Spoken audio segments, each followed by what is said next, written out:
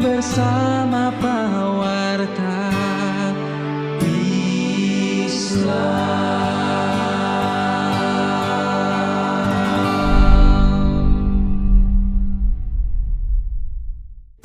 Assalamualaikum warahmatullahi wabarakatuh.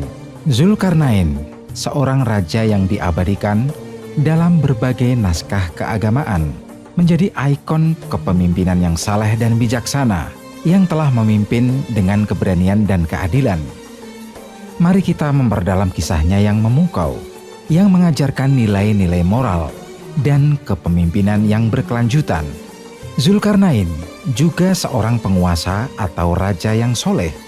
Allah Subhanahu wa Ta'ala berfirman dalam hal ini, "Mereka akan bertanya kepadamu, Muhammad, tentang Zulkarnain. Katakanlah, aku akan bacakan kepadamu cerita tentangnya. Sesungguhnya kami telah memberi kekuasaan kepadanya di muka bumi, dan kami telah memberikan kepadanya jalan untuk mencapai segala sesuatu." Quran Surat Al-Kahfi ayat 83, ayat 84. Dalam surat Al-Kahfi ayat 85 hingga 86 menerangkan bahwa Zulkarnain pernah melakukan perjalanan ke barat. Maka dia pun menempuh suatu jalan, hingga apabila dia telah sampai ke tempat terbenam matahari sebelah barat, dia melihat matahari terbenam di dalam laut yang berlumpur hitam, dan dia mendapati di situ segolongan umat. Pemirsa pewarta Islam yang budiman, mari kita simak kisah selengkapnya. Yang pertama, asal-usul Zulkarnain. Zulkarnain bukanlah raja biasa. Legenda mengatakan bahwa dia mendapat wahyu langsung dari Allah yang memberinya hikmah dan pengetahuan untuk memerintah dengan bijaksana. Sebagai pemimpin yang diinspirasi oleh nilai-nilai agama, Zulkarnain mendedikasikan kepemimpinannya untuk mewujudkan keadilan dan kesejahteraan bagi rakyatnya. Di malam yang sunyi, Zulkarnain mendengar panggilan ilahi yang meresap ke dalam hatinya. "Wahai Zulkarnain, aku hadir memberikanmu petunjuk untuk menjadi pemimpin yang bijaksana dan adil. Perintahmu akan menjadi rahmat bagi umatmu." Yang kedua, pembangunan tembok besi. Tembok besi yang dibangun oleh Zulkarnain tidak hanya sekedar konstruksi fisik. Ini adalah simbol keberanian, ketekunan, dan perlindungan terhadap segala bentuk ancaman. Proyek megah ini mencerminkan kebijaksanaan Zulkarnain dalam melindungi masyarakatnya dan membangun fondasi keamanan yang kokoh. Rakyat berseru bertanya pada raja mereka tentang maksud pembangunan tembok tersebut. Zulkarnain berkata, "Tembok ini bukan hanya untuk melindungi kita dari musuh fisik, tetapi juga untuk mengingatkan kita akan kekuatan kesatuan. Bersama-sama kita dapat menghadapi segala tantangan." Yang ketiga, pengembaraan dan diplomasi. Dalam perjalanannya yang melintasi berbagai wilayah, Zulkarnain tidak hanya menyebarkan keberanian, melainkan juga kebijaksanaan. Kemampuannya untuk berdiplomasi dengan suku-suku dan kerajaan yang berbeda menunjukkan ketajamannya dalam memahami kompleksitas hubungan antar budaya dan agama. Wakil raja dari kerajaan tetangga berkata, "Bagaimana engkau berhasil menjaga kedamaian di wilayahmu?" Zulkarnain menjawab, "Dengan mendengarkan dan memahami perbedaan, kesejahteraan kita terletak pada kerjasama, bukan konflik." 4. Keadilan sosial dan ekonomi. Zulkarnain bukanlah hanya seorang pejuang, tetapi juga pemerhati sosial. Keadilannya mencakup distribusi sumber daya secara adil dan pembangunan ekonomi yang berkelanjutan. Dia mendukung rakyatnya untuk berkembang dan mencapai potensinya, menciptakan masyarakat yang makmur dan adil. Pedagang kecil bersuara, "Bagaimana kami dapat berkembang di bawah pemerintahanmu?"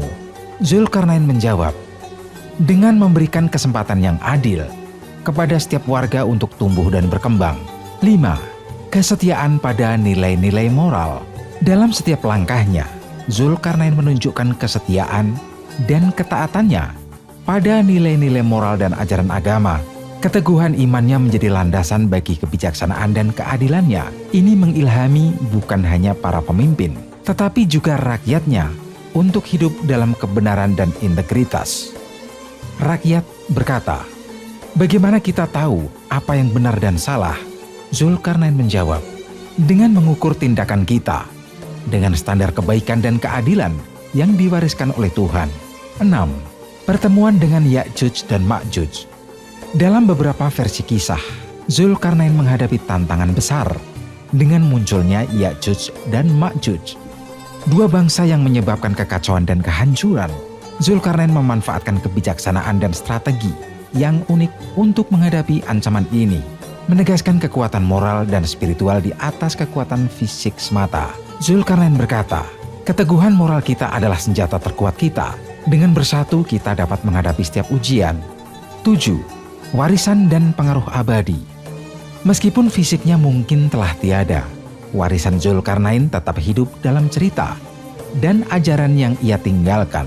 Kisahnya menjadi cermin bagi pemimpin masa kini untuk mengejar kebijaksanaan, keadilan, dan kesetiaan pada nilai-nilai moral. Zulkarnain memberi contoh bagaimana kepemimpinan yang berlandaskan pada prinsip-prinsip etika dapat membangun masyarakat yang berkelanjutan dan harmonis. Cendekiawan kerajaan berkata, "Apa pesan terakhirmu untuk kita, wahai Zulkarnain?" Zulkarnain menjawab, "Jadilah pemimpin yang mendengarkan, bijaksana, dan selalu bertindak atas dasar keadilan. Hanya dengan itu, kita dapat menciptakan masa depan yang gemilang." 8. Ajaran moral dan keseimbangan.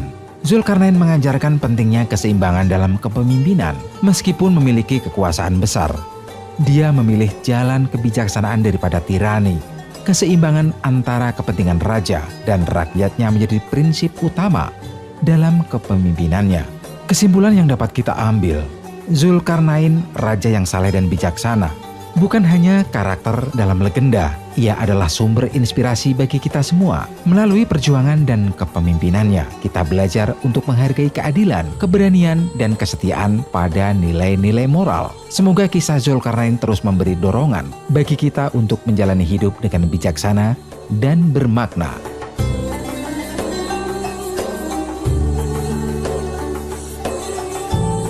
Oke, para sahabat Pawarta Islam, semoga apa yang kita sampaikan bermanfaat untuk kita semua.